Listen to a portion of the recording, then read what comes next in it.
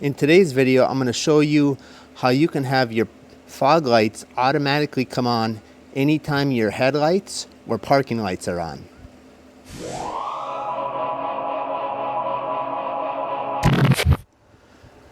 One of the things I found annoying with this truck was you have to manually turn on the fog lights anytime you want them on. So watching this video, I'll show you how you can have the fog lights automatically turn on anytime the headlights come on. So I found this product on boostautoparts.com, and it allows the fog lights to stay on anytime the headlights or parking lights are on. So all you got to do is a little bit of wiring up under the dash. It's very simple. I'll be showing you that in the video coming up. But one thing I do want to point out is that the fog lights will not be able to be turned off. So anytime your headlights are on or your parking lights are on, the fog lights are going to be on. So if there's any situations where you don't want those on when your headlights are on, this will not work for you because they will be on automatically. You could probably wire in some other sort of switch, but that's starting to get more complicated, and I don't think it's worth going through all that. This is just for if you want those fog lights to come on every time your headlights come on. The first thing that we need to do is disconnect the negative terminal on your battery using a 10mm socket.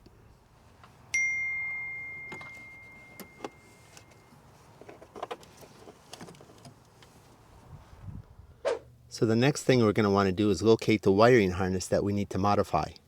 It's up under the dash on the driver's side. So it is up under here, and it's that pink one right there. Once you've located the pink connector, what you want to do is you want to pull down on that white tab there and then push in on it and pull out the connector. So the next thing that you're going to want to do is you need to remove a little bit of this tape that's on here. And sometimes you can slide it up a little bit, or maybe you have to cut it a little bit. But if you're going to cut it, make sure you just come in here real careful with the blade pointing out.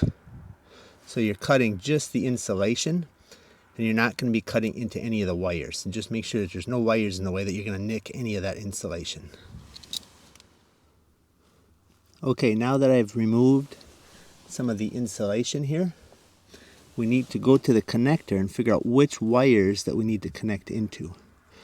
So when you're holding this pink connector with the white tab up, the first thing we're going to connect into is this white wire in the upper left spot.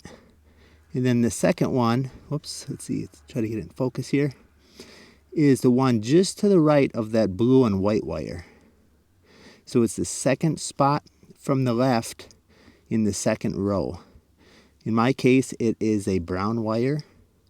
So those are the two wires that we got to connect our wire taps to. Now the way the wire taps work is you have to get that wire in there, and you want it to be positioned just like this, and then you're going to squeeze down where my fingers are with the pliers in order to, until it clicks closed, and then that'll make the connection. So here you can see I made that connection on both of the wires that I had previously mentioned. So now we're ready to connect the jumper wire. So now we have our jumper wire here, and you can see one end has a blue connector and the other one doesn't. Now the one with the blue connector has to get connected into the T connector that we put on position 1. So the upper left hand corner wire, which in my case here was the white one. So I'm going to just push that down in to that T connector.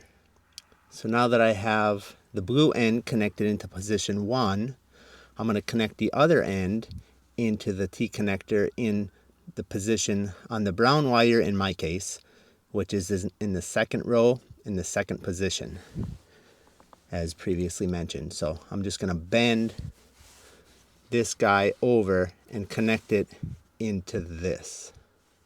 So here's what that connection now looks like.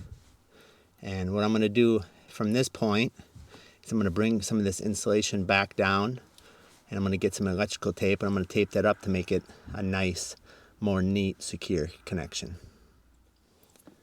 Now that I got the tape put on and put a little additional electrical tape onto this connection here, I'm going to go ahead and plug this back in to where I unplugged it from.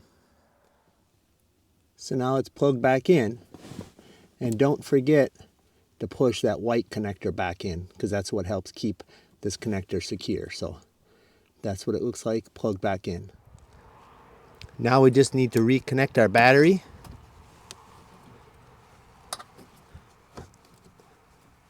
And tighten this back up with a 10mm socket, and we can see what it looks like. Alright, so here's our end result.